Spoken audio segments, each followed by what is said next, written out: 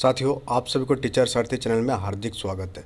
बिहार में जो शिक्षक नियुक्ति की प्रक्रिया है उसको कम्प्लीटली बदल दिया गया और उसी के रिगार्डिंग ये अपडेट है जिसमें डिटेल में बात किया जाएगा कि अब किस प्रकार से आपका रिक्वायरमेंट होगा, किसका मार्क्स जोड़ा जाएगा, किसका मार्क्स नहीं जोड़ा जाएगा, क्या सीटेट मान्य होगा कि नहीं होगा, सारी डिटेल बात करेंगे इस वीडियो में। तो वीडियो में कंप्लीट बने रहिएगा।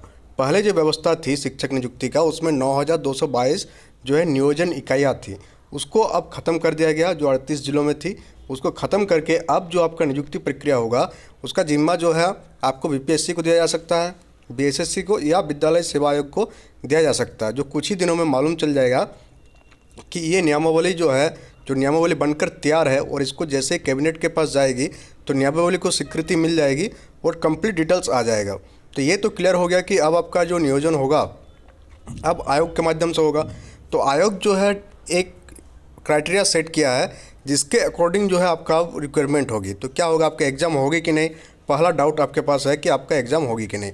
तो आप अभी तक के न्यूज़ के अकॉर्डिंग जो देख पा रहे होंगे उसमें क्या है, जो नियुक्ति के जो पैमाना सेट किया जाएगा उसमें 3 स्टेज होगा। कितना स्टेज होगा?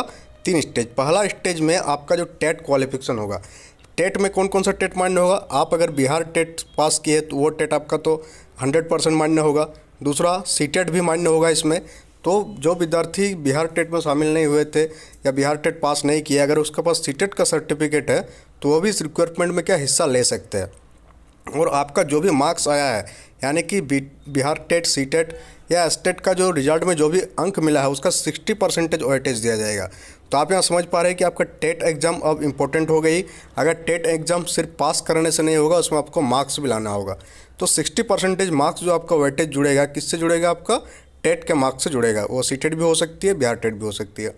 दूसरा आपका 40% वेटेज दिया गया आपका एकेडमिक क्वालिफिकेशन को। इसमें आप जो मैट्रिक से लेकर के पीजी तक और आपके पास जो टीचर ट्रेनिंग का सर्टिफिकेट है यानी कि डीएलएड और बीएड, ये दोनों आपका जुड़ेगा। और जो आपका वेटेज दिया गया, कितना वेटेज दिया गया इसमें? आपका 40% का वेटेज दिया गया। कितना परसेंटेज? 40। तो 60% वेटेज आपका टेट एग्ज़ाम से हो जाएगा और बाकी 60% वेटेज आपका एकेडमिक क्वालिफिकेशन से आपका हो जाएगा। तो इस प्रकार से जो अंतिम तौर पर जो मेरिट लिस्ट जारी होगा वो विभाग के परामर्श के अकॉर्डिंग वेटेज के आधार पर अंक जो है आपका निर्धारित होगा। और अब जो है इन्हीं अंकों के आधार पर जो है मेधा सूची तैयार किया जाएगा और आयोग जो है इसे स्कूली शिक्षा विभाग को अनुशंसित करेगा और फिर शिक्षा विभाग चयनित अभ्यर्थियों को स्कूल आवंटित करेगा। तो पहले का जो प्रोसेस था वो कम्प्लीटली चेंज हो गया। अब आयोग के हाथ में सारा चीज़ आ गया। अब आप देखेंगे कि कहाँ पर कितना पद है। तो प्राइमरी स्कूल में सबसे ज़्यादा पद है यहाँ पर 1 से 8 तक 80,257 पद है। आप मिडिल स्कूल की माध्यमिक की बात करें क्लास 9 और क्लास 10 का तो 44,000 पद है इसमें। और हायर सेकेंडरी यानी उच्च माध्यमिक की बात करें तो 89,734 पद है। अब आप हिस्ट्रिकल डाटा देखेंगे, उसका कोई काम का नहीं। दूसरा कि आपका नियुक्ति कब तक हो सकती है। तो जैसा दिया गया इसमें कि जो शिक्षा विभाग का जो लक्ष्य है वो एम क्या है कि 2023-24 तक शिक्षक के पदों पर बहाली कर लिया जाए। तो आपके लिए बहुत ही इंपॉर्टेंट हो जाता है 2023 का जो ईयर है, क्योंकि इसी साल जो है आपका ये सारे प्रोसेस होने के चांसेस है। दूसरा तो सबसे पहला जो नियुक्ति किया जाएगा 1.22 लाख शिक्षकों की नियुक्ति किया जाएगा। किसमें? हाई स्कूल में। फिर प्राइमरी वाला किया जाएगा, फिर वो 9 और 10th वाला किया जाएगा। तो ये आपको क्लियर होगा डिटेल कि आपका टेट का मार्क्स जुड़ेगा, आपका एकेडमिक क्वालिफिकेशन का मार्क्स जुड़ेगा। और अब जो आपका कैडर यानी कि किस कैडर में आप रहेंगे तो इसका जो है जिला वाइज हो जाएगा, यानी कि डिस्ट्रिक्ट वाइज अब आपका कैडर घोषित होगा। और इंटर डिस्ट्रिक्ट जो है ट्रांसमिशन वाला जो प्रोसेस है वो भी जारी रहेगा मेरे विचार से। वो तो होता ही है हर स्टेट में। तो बिहार में भी अब वो स्टेट के अकॉर्डिंग होगा। पहले क्या होता था, पंचायत और प्रखंड और नगर परिषद पर कैडर होती थी, अब जिला वाइज आपका कैडर बनेगी। ये 2 चेंज, बड़ा चेंज है। पहला चेंज कि आपका पंचायत और प्रखंड वाला ख़त्म हो गया, दूसरा आपका जिला वाइज कैडर बनेगी। आखिर इसकी ज़रूरत क्यों पड़ा? अगर आप देखेंगे तो नया नियुक्ति की ज़रूरत क्यों पड़ा।